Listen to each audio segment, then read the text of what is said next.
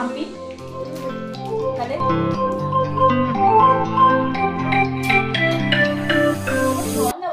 Better না আমি শুধু দেখতে পারি। হ্যালো ফ্রেন্ডস, গুড মর্নিং, শুভ সকাল। এখনো বিছানা থেকেই নামিনি, 9টা বেজে গেছে। সো আজকে ব্লগটা দুজনে মিলে বিছানা থেকে স্টার্ট করছি। চলো, মাথার চুল দেখে কিছু মনে করো না, আর আমাকে দেখে কিছু মনে করো, কারণ ফ্রেশও হয়নি, কিছুই না, এখনো বিছানাতেই বসে আছি।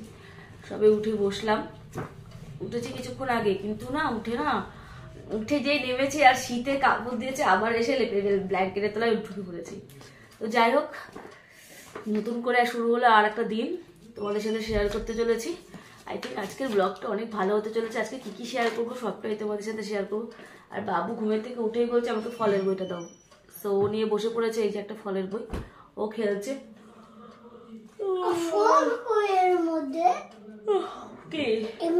ফল নেই, ফল আছে তো, ছিঁড়ে ফেলেছিস? ছিঁড়ে ফেলেছিস।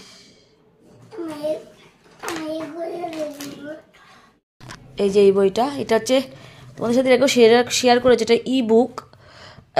এই বইটা না বাচ্চাদের জন্য ভীষণ ভালো, মানে যারা একদম নতুন নিউ বাচ্চা, মানে যারা কথা বলতে শিখেছে তাদের জন্য স্পেশালি। এখানে একটা ব্যাটারি লাগানোর সিস্টেম আছে, এই যে দুটো ব্যাটারি লাগানো থাকতে হবে। আর এই বইটা আমি আগেও শেয়ার করেছিলাম আমার ব্লগে। সো মিউজিক বাজবে, ছিঁড়ে ফেলেছেও। এখানে এই যে সুইচ আছে, সুইচে টিপ দিলে এখানে বিভিন্ন রকম অপশন আছে, ওয়ার্ড আছে, রিপোর্ট আছে, ট্রান্সপোর্ট আছে, ভলিউম আছে, হ্যাঁ, আর হচ্ছে এই যে স্টার্টিং আছে, স্টার্টিংয়ে টিপতে সবগুলো একা একা ওয়ার্ডগুলো সব বলবে। ভীষণ ভালো এই বইটা। কিন্তু শীত হোক বা গ্রীষ্মকাল, কাজ যখন পিঠের মধ্যে বাড়ি মারে তখন আর বিছানায় থাকা যায় না। 7:30 করে নেমে গেছি, আর কি বিছানায় বসে থাকলে বেলা কি আমার জন্য বসে থাকবে? কখনোই না। তাই নিচে নেমে গেলাম ঘরের কাজ করতে। আর এসেই দেখি তোমাদের কুট্টুস কালকে কমলালেবু খেয়েছিল, সেই খোসাগুলো আর ফেলা হয়নি, সেগুলো ফেলে একদম স্লাইডারের কাজগুলো খুলে দিয়ে বাইরের আবহাওয়াটা একটুখানি দেখে নিয়ে ঘরে আসলাম রোজকার মতন আজকেও বিছানা তুলতে। সত্যি কথা, বিছানা তুলতে গিয়ে এত আমার আলসেমি লাগে বলার মতো না। এই যে লেপ কাঁথা ভাঁজ করা, এগুলো নিয়ে তারপরে আমাদের কুটুসের সাথে কিছুক্ষণ কথা বলা এবং বিছানাটাকে ঝেড়ে নেওয়া। ওকে এখনও ফ্রেশ করা হয়নি, আমারও ফ্রেশ হয়নি, কারণ আমি একটা কাজ না করে আর একটা কাজে হাত দিতে পারি না। একসঙ্গে 2-3টে কাজ মানে করতে গেলে আমার হিজিবিজি লেগে যায়। সো সেই জন্য বিছানাটাকে ক্লিন করে নিয়ে তারপরে ওকে ব্রাশ দিতে গেলাম। বাট ব্রাশ করা নিয়ে ওর নখরানি, ও সব কাজে একটু নখরানি করে, তারপরে গিয়ে আস্তে আস্তে করে। ওই যে দেখো, ব্রাশ করবে না বলে খুব বায়না করছে। তারপরে কিছুক্ষণ ওর সঙ্গে সময় কাটিয়ে ভাবলাম ধুর, ও ব্রাশ করছে না, ছাড়ো আমি আমার কাজটা করে নিই। চলে গেলাম ঘর ঝাড় দিতে। কি করব, কতক্ষণ ওর পেছনে বসে থাকবো? বেলা তো আর বসে থাকতে পারছে না, কারণ ওকে এখনও খাওয়াতে হবে, আমাকে নিচে যেতে হবে। 7:30 করে আমি ঘরটাকে ভালো করে ঝাড়টা দিয়ে আমি ব্রাশ করতে চলে গেছি। তারপরে যখন দেখলো মা ব্রাশ করতে চলে গেছে, তাহলে তো ঘরের মধ্যে কেউ নেই। আমার কুট্টুস আবার একা একা বেশিক্ষণ থাকতে পারে না, তো ওর সঙ্গে সঙ্গে সবসময় ওর কাউকে না কাউকে লাগেই, বিশেষ করে আমার সঙ্গে সবসময় থাকে। সো দেখো, বিটটা আমার ক্লিন করে ঘরটা কুচানো হয়ে গেল। এবার আমি আমার ব্রাশ নিয়ে এবার ও তো দেখতে পেলো যে মা আসছে না কেন, তাহলে মা নিশ্চয়ই ব্রাশ করতে চলে গেছে। আর এই যে বাসনগুলো বের করে রাখলাম, এগুলো ব্রাশ ট্রাশ করে একদম মেজে নিয়ে চলে গেছিলাম। আর এখানে দেখো, এই বাড়িতে কত কচু গাছ, সেটাই দেখালাম। বাট এই কচুগুলো খাওয়া যায় না, মানে দুধ কচু, কিন্তু বলে গলা ধরে। আর কারা কারা কচুর শাক ভালোবাসো একটুখানি আমাকে কমেন্ট করে বলে। আমার না কচুর শাক খেতে খুব ভালো লাগে, কিন্তু এখন কাটার ভয়ে আর খাওয়াই হয় না। এই যে তোমাদের কুট্টুস চলে এসেছে দাঁত মাজতে। পণ্ডিত্য সব কাজ একা একা করতে চায়। আমি ভাবছি ছেড়েও দিই, যে চেষ্টা করুক, কারণ একা করতে পারলে অনেকটা মানে আমারও রিলিফ হবে, আর ও শিখে যাবে। চলে এসেছে কুট্টুস, তো আগেই নিচে চলে এসেছে। 10টা বেজে গেল, তাড়াতাড়ি করে খাবার বসাতে হবে। তুই ঘরে আয়।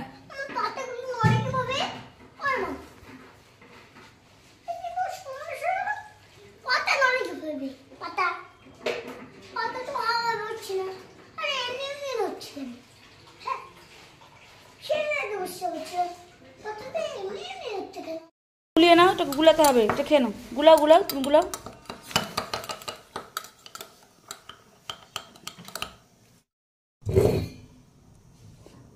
আর একটু আছে ভেতরে, জল খাবে ভেতরে।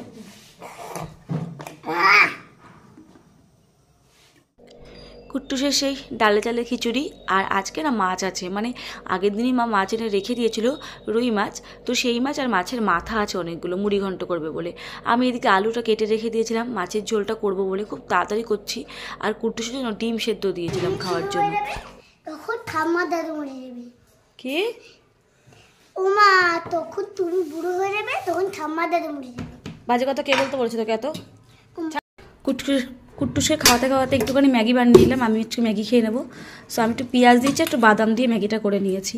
তো এই যে এখন বাজে 10:30 বাজে। তো এরপরে মাছের ঝোলটা করে তারপরে উপরে যাবো। এই যে কুট্টুস খাচ্ছে আর খেলা করছে, দেখতে পাচ্ছ? ও খায়, খেলা করে, কার্টুন দেখে। না মুখে না, মুখে না, মুখে না। সবাইকে দেখো দেখো দেখো দেখো দেখো দেখো, হা হা হা হা, কি সুন্দর খেলছে। হা করো, হা করো, হা তাড়াতাড়ি। এই খাওয়াতে গেলে আমার জ্বালা। হা করো। খাবো না। আচ্ছা দেবো দেবো দেবো দেবো তো, প্রমিস। এখনই দিতে হবে। দেখতে পাচ্ছ তোমরা, খাবারটা খেলো না, খেলোই না। গেট খোলে না, গেট খোলে না, গেট খোলে না। এমনিতেই ভালো না, বড় সময় অংশ খাবে বলে আসছে।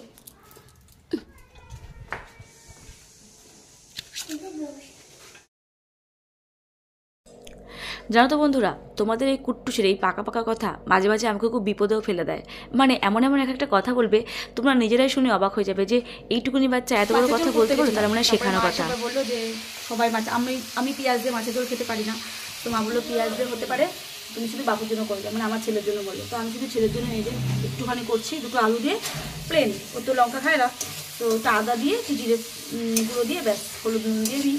ওর জন্য ঝোলটা কোনোরকম করে ওপরে চলে যাবো, কারণ আমার তো খাওয়া হয়ে গেছে, তো দেখতেই পেলে। তারপরে যা রান্না হয়ে হবে, বললে তো ডাল দিয়ে মুড়ি ঘন্ট করবে, যা করবে করবে। আমরা উপরে এখন উপরে যতক্ষণে যেতে পারছি ততক্ষণ আমার ভেতরটা দেবে, এখনও পুজো বাকি আছে, ঘরের কাজ বাকি আছে, সেগুলো করবো। আর নিচে রান্না তো বললাম এগুলো ছিল। তো ভেবেছিলাম আজকে যে মাছটা ভাজা ভাজা হয়ে গেছে, ঝোলটা করতে যাবো, তখন এসে মা বললে এখন এগুলো করবো না তুমি, তখন করবো না। শুধু যে পাকা পাকা কথা বলে তা না, পাকা পাকা কাজও করে। এখানে দেখো, পেঁয়াজের জায়গায় পেঁয়াজ রাখছে, আলুর জায়গায় আলু রাখছে, গুছিয়ে গুছিয়ে ঠিক জায়গায় রেখে দিচ্ছে। আমার কুট্টুস কিন্তু অনেক কাজে, তোমরা কি বলো? সো কালকে তোমাদের সাথে শেয়ার করেছিলাম যে আমি জামা কাপড় সাথে সাথে আমার পান্ডা আর বাঘটা গেছিলাম আমার বাবুর জন্য। সো এই দেখো, বাঘটা শুকিয়ে গেছে, এখন নিয়ে ঘরে আনলাম। এই ঘরটা এখন গোছাবো। সো কি কিউট লাগছে, দারুণ লাগছে, ভীষণ সফট সফট লাগছে, খুব ভালো লাগছে। আর এই যে আমার পান্ডাটাকে এখন তুলো ভরবো। ছেলে যখন ঘুমের থেকে উঠবে খুব সারপ্রাইজ হয়ে যাবে, বলবে ইস এগুলো সব ঠিক হয়ে গেছে। আর সত্যি কথা বলতে হচ্ছে,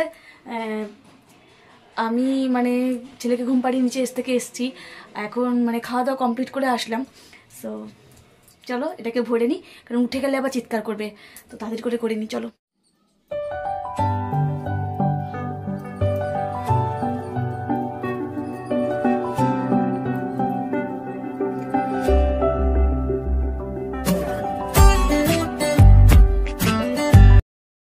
আমার ঘরটা কিন্তু গোছানো হয়ে গেছে।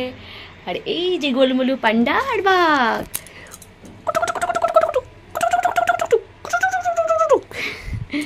সো তোমাদের কুট্টুস আসলে খুবই মজা পাবে, খুবই আনন্দ পাবে এই ঘরটাকে সাজানো গোছানো দেখে।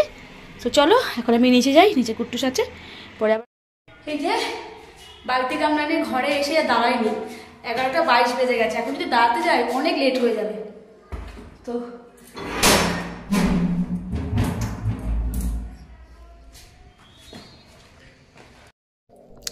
শীতকালে ছাদের মধ্যে রোদ পোয়াতে আসতে কার কার ভালো লাগে বলো তো?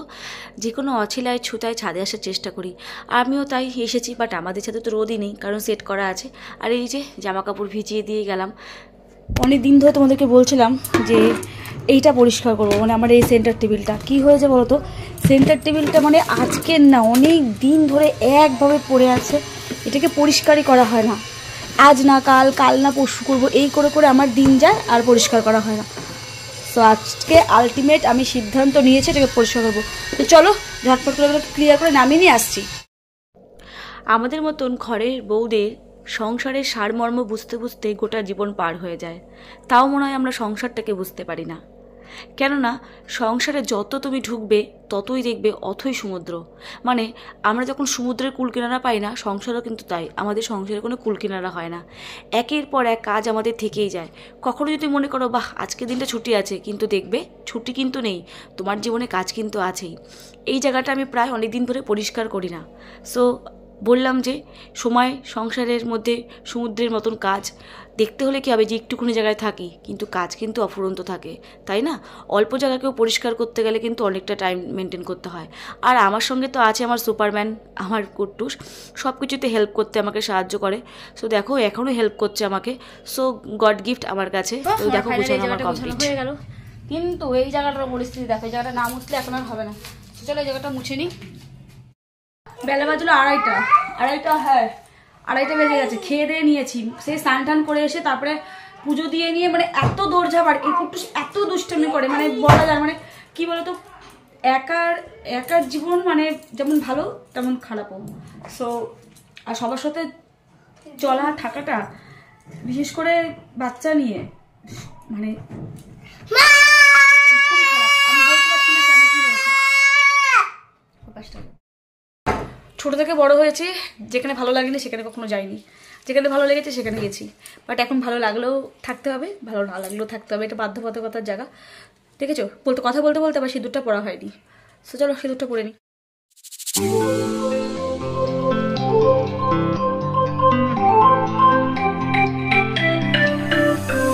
চলো আগে একদম পরে তোমাদের সাথে বিকেলবেলা কথা বলবো। সে ওপরে কাছাকাছিগুলো ভিজিয়ে এসেছি, বাট ওগুলো না আমি এখনো মানে কাচতেই পারিনি। মানে আমি যে কখন কাচবো আমি জানি না, আদৌ আজকে কাচতে পারবো কিনা আমি তাও জানি না, ওপরে ভেজানোই আছে।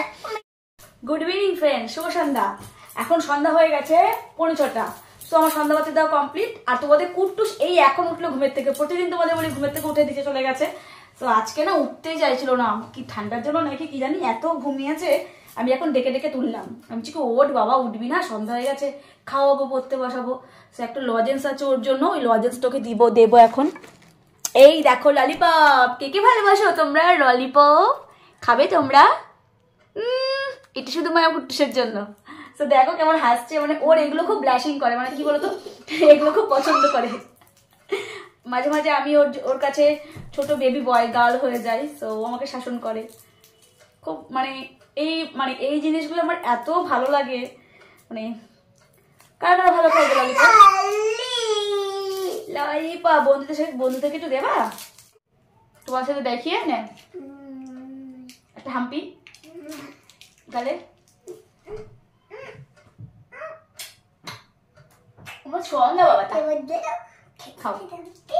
হ্যালো ফ্রেন্ডস, রাত বাজে এখন 11:05। গুড মর্নিং না গুড নাইট। সো সেই তোমাদের সারাটা দিন একভাবে গেছে, এখন রাত্রে ঘুমাতে এসছে। এই যে আমরা একদম বেডে বসে বসে তোমাদের সাথে কথা বলছি। সো আজকে সারাটা দিন তো গেল, তোমাদের কেমন লেগেছে আজকে ব্লগটা অবশ্যই কিন্তু কমেন্ট করে বলবে। আমার আর তোমাদের ছোট্ট কুট্টুসের তরফ থেকে গুড নাইট, সুইট ড্রিম সবাইকে। চলো আগামীকাল আবার দেখাবো, ততক্ষণ পর্যন্ত ভালো থেকো, সুস্থ থেকো। Good night.